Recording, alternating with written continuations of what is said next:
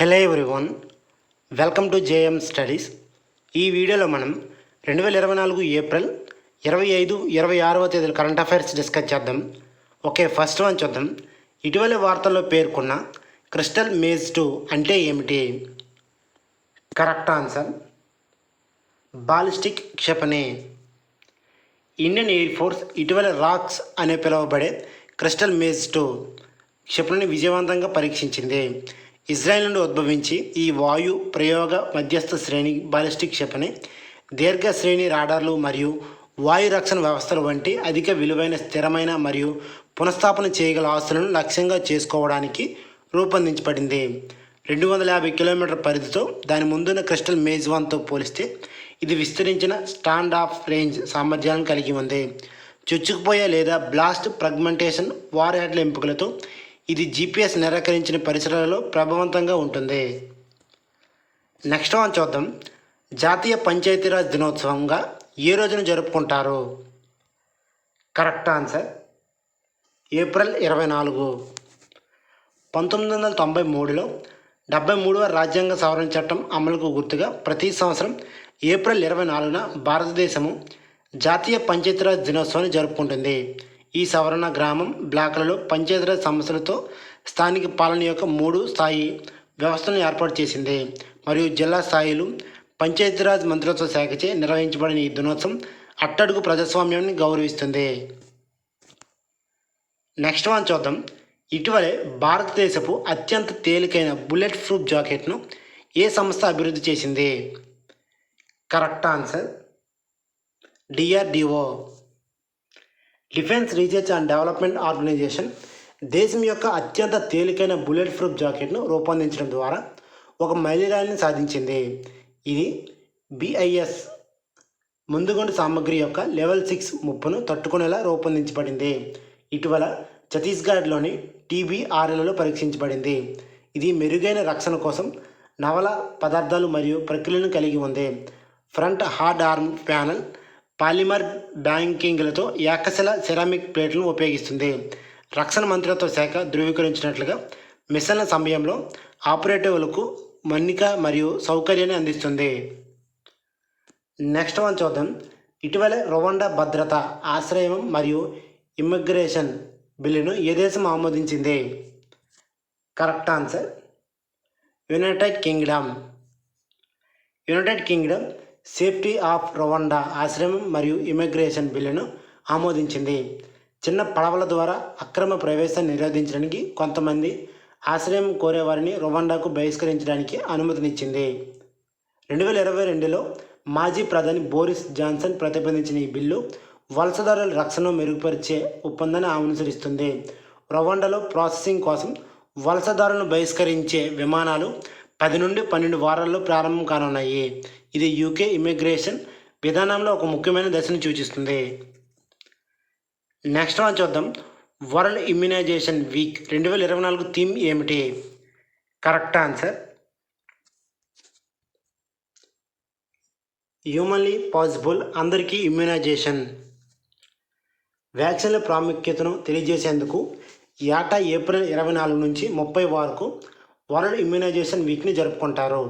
2012లో world health assembly ద్వారా స్థాపించబడిన ఇది ఇప్పుడు 180 దేశాల పైగా విస్తరించి ఉంది. 2024 యొక్క థీమ్ మానవ పరంగా సాధ్యము, అందరికీ రోగనిరోధకత. వ్యాక్సిన్లను సార్వత్రిక ప్రాప్యతను నొక్కి చెబుతుంది. టీకా ప్రచారాలు మసూచిని నిర్మూలించాయి మరియు పోలియోను దాదాపుగా తొలగించాయి. భారతదేశంలోని యూరోపియన్ వ్యాక్సినేషన్ వీక్ మరియు నేషనల్ చైల్డ్ ఇమ్యునైజేషన్ వీక్ కూడా గ్లోబల్ ఇమ్యునైజేషన్ ప్రయత్నాలకు దోహదం చేస్తాయి. నెక్స్ట్ వన్ చూద్దాం. ఇటీవల విపత్తు తట్టుకునే మౌలిక సదుపాయాలపై అంతర్జాతీయ సదస్సు 6వ ఎడిషన్ ఎక్కడ జరిగింది? Correct answer New Delhi. విపత్తు తట్టుకునే మౌలిక సదుపాయాలపై 6వ అంతర్జాతీయ సదస్సు ప్రధానమంత్రి నరేంద్ర మోదీ అధ్యక్షతన న్యూఢిల్లీలో జరిగింది. మెరుగైన భవిష్యత్తు కోసం స్థితిస్థాపకమైన మౌలిక సదుపాయాలపై పెట్టుబడి పెట్టడం యొక్క ప్రాముఖ్యతను నొక్కి చెప్పిన మోదీ, విపత్తుల ప్రభావ దృష్ట్యా నష్టాలకు మించి వ్యక్తులు మరియు సంఘాలను ప్రభావితం చేస్తుందని నొక్కి చెప్పారు. అతను కొత్త ప్రాజెక్టులు మరియు విపత్తు అనంతర పునర్నిర్మాణంలో స్థితిస్థాపకతను ఏకీకృతం చేయాలని సూచించాడు. సరిహద్దుల అంతటా సామూహిక స్థితిస్థాపకత యొక్క ప్రపంచ అవసరాన్ని నొక్కి చెప్పారు. నెక్స్ట్ వన్ చూద్దాం. ఇటీవల ఏ సంస్థ అత్యుత్తమ public sector undertaking of the year అవార్డును పొందింది? Correct answer BEL. సారీ అండి, ఇక్కడ correct answer HAL. Hindustan Aeronautics Limited HAL All India Management Association Managing India అవార్డ్స్లో అత్యుత్తమ public sector undertaking of the year అవార్డును అందుకుంది.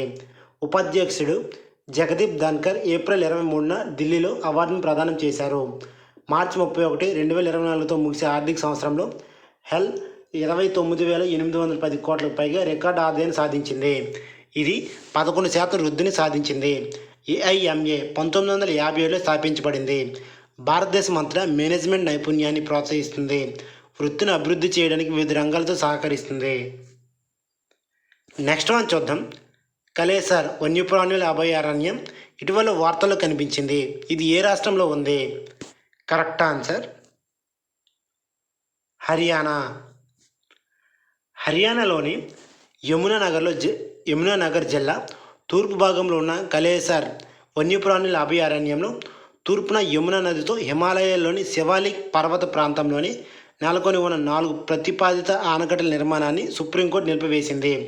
అభయారణ్యం యొక్క విభిన్న స్థలాకృతి మైదానం నుండి కొండ వరకు 700 మీటర్ల ఎత్తు వరకు ఉంటుంది. ఇందులో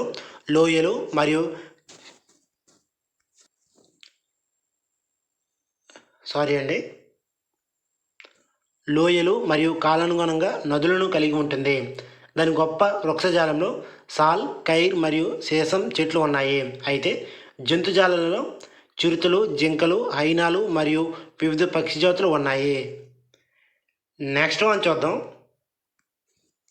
ఆహార సంక్షోభాలపై గ్లోబల్ రిపోర్ట్ ఇటీవల వార్తల్లో ఏ సంస్థ ద్వారా ఏటా తయారు చేయబడుతుంది? Correct answer. మళ్ళీ ఒకసారి చదువుతాను చూడండి. ఆహార సంక్షోభాలపై గ్లోబల్ రిపోర్ట్ 2024 ఇటీవల వార్తలో ఉంది. ఏ సంస్థ ద్వారా ఏటా తయారు చేయబడుతుంది? కరెక్ట్ ఆన్సర్ ఆహార భద్రత సమాచార నెట్వర్క్. ఆహార సంక్షోభంపై 2024 గ్లోబల్ రిపోర్ట్ భయంకరమైన గణాంకాలను వెల్లడించింది. 2023లో 59 దేశాలలో దాదాపు 282 మిలియన్ల మంది ప్రజలు తీవ్రమైన ఆహార భద్రతను ఎదుర్కొంటున్నారు. ఫుడ్ సెక్యూరిటీ ఇన్ఫర్మేషన్ నెట్వర్క్ ద్వారా ఏటా ఉత్పత్తి చేయబడిన నివేదిక ఈ దేశాలలో 1.3 బిలియన్ల మందిని విశ్లేషించింది. సంఘర్షణ, విపరీత వాతావరణము మరియు ఆర్థిక షాకులు ఆహార సంక్షోభాలను ప్రధానంగా డ్రైవర్లుగా గుర్తించబడ్డాయి. సంఘర్షణలు ముఖ్యంగా పాలస్తీనా మరియు సూడాన్ వంటి ప్రాంతాలను ప్రభావితం చేస్తాయి. 135 బిలియన్ల మంది ప్రజలను ప్రభావితం చేశాయి. నెక్స్ట్ వన్ చూద్దాం. ప్రబోవో సుబియాంటో ఏ దేశానికి కొత్త అధ్యక్షుడిగా నియమితులయ్యారు? Correct answer Indonesia. Djoko Widodo తర్వాత ఇండోనేషియా కొత్త అధ్యక్షుడు. గతంలో ఇండోనేషియా రక్షణ మంత్రిగా పనిచేసిన ప్రబోవో సుబియాంటో నియమితులయ్యారు. ఇండోనేషియా అధ్యక్ష పదవి కాలం 5 ఏళ్ల పాటు తిరిగి ఎన్నికయ్యే అవకాశం ఉంది. సుబియాంటో నియామకం ఒక ముఖ్యమైన రాజకీయ పరివర్తన సూచిస్తుంది.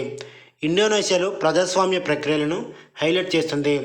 రక్షణ వ్యవహారాలలో అతని నేపథ్యం అతని నాయకత్వంతో జాతీయ భద్రతా విధానంలో సంభావ్య మార్పును సూచిస్తుంది. ఈ వీడియో కానీ మీకు నచ్చినట్లయితే దయచేసి అందరూ కూడా లైక్ చేయండి. ఇంకెవరైనా సబ్స్క్రైబ్ చేయకపోతే అందరూ కూడా సబ్స్క్రైబ్ చేసుకోండి. Thank you.